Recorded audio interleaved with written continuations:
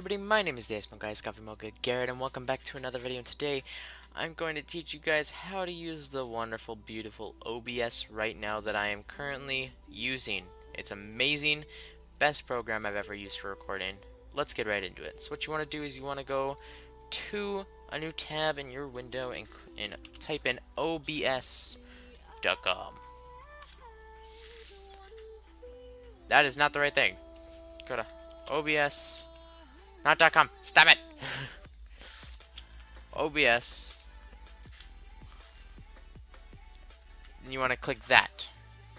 You want to go to this website. I'll put this down in the description below.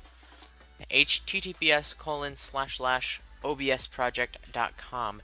What you want to do afterwards is you want to download the OBS Studio. So this one right here, or go to download. You pick your thing, so you get Windows, Apple, or Mac, and Ubuntu. I use Windows. Then what you want to do is you want to click the installer. Then once you download it, you get a thing, set it up, pretty easy to set up. Afterwards, you have this. Oh, that is trippy. Let us not do that. Okay, so you have this. This is very simple. Ooh, it's very simple to use, nothing too hard about it. So you have, stop it. You have your basic scenes and display. You add scenes. You can keep adding as many scenes as you want. Oh gosh. And yeah, you just basically add your scenes and so on. Now here you have your sources.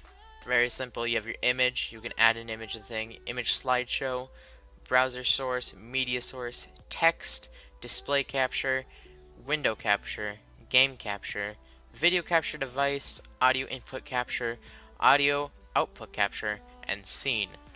If you want to record a game, click this one. Want to record your display, click this one, so on.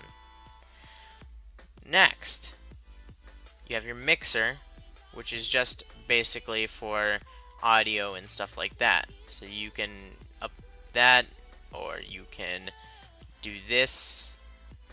These are just basic audio things. I'm not really great with audio, but that's everybody's opinion.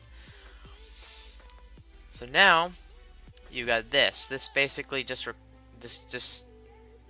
is your audio for your mic.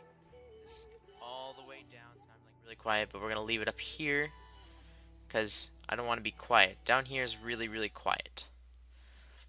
This is your desktop audio. We're going to leave it right about there so you can hear my music going on the desktop.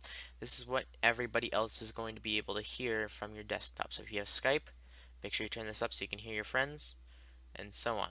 We'll turn it up a little bit more. Now, you have transitions, fade and cut. I don't focus on these much. You don't really have to. There's no point in really focusing on them, so don't worry about it.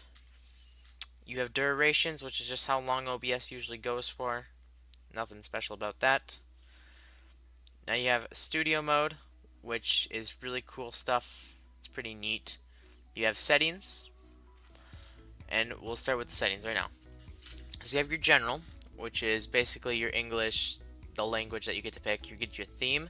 So you can do the default, which is originally white, but I really just love the dark version because it's so much smoother and better and all that. And you got a bunch of these, so you can show confirmation dialog when starting streams, show confirmation dialog when stopping streams, hide cursor over projectors, my bad, automatically record when streaming, so you can have a video saved to your computer and a video and a stream going on at once. You got your snap sensitivity, which I don't really do much with. You snap sources to edge of screen. These are all default right here. These should be automatically checked and all that. Now you have your stream. You got your streaming services. Your services that you stream on. I stream on YouTube/YouTube Gaming.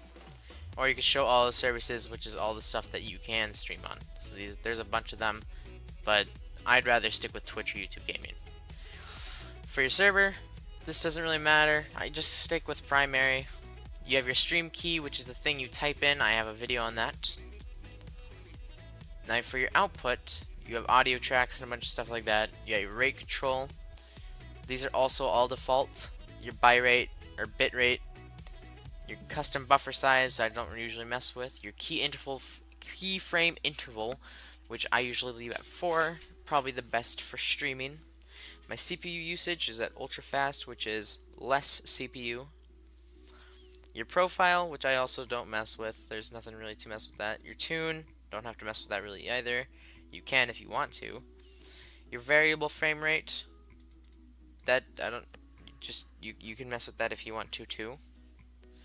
For your recording, you could do your output file and you can go where you output them. Always to my videos is where I output them.